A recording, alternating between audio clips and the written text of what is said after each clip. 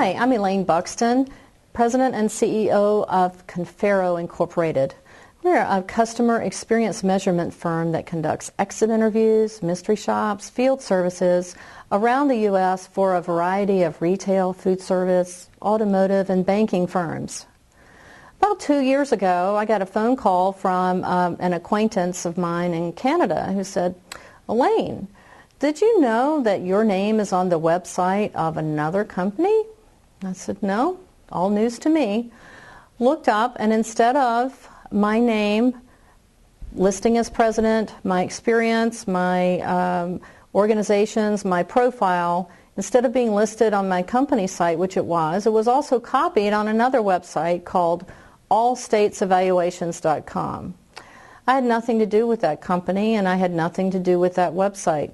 Turns out what that scam artist had done is taken my firm's website, copied it verbatim onto a new domain name, and was using my company's reputation and my personal name, experience, and likeness to market this website to other consumers. Unfortunately, what that alternative pirated website was doing was trying to engage potential mystery shoppers to involve them in a scam. So not only had my business's identity been stolen, but my personal identity had been stolen as well, in an effort to bilk consumers out of hundreds of thousands of dollars.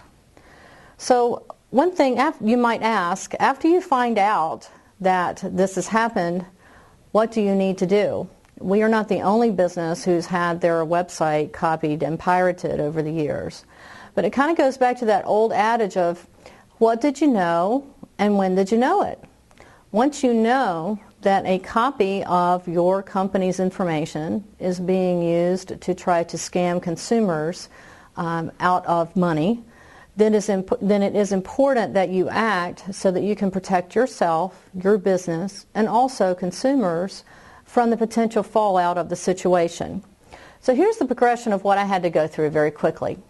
I knew that the website was housed from Canada, so I contacted the Canadian Mounted Police.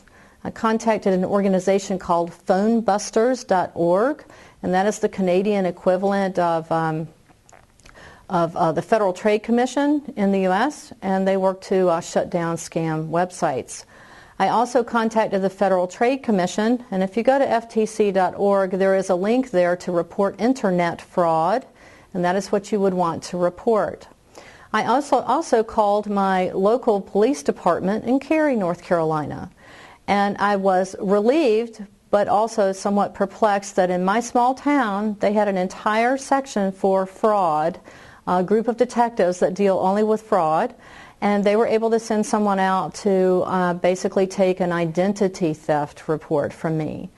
I also notified my bank, the Attorney General, the Better Business Bureau, and anyone else that I could think of, because I knew at some point an unwitting consumer would apply to mystery shop through the fake website, would be sent a check in the mail to cash that was no good, eventually would lose money, and eventually it would all come back to haunt me as the business owner and also the consumer as being part of the scam.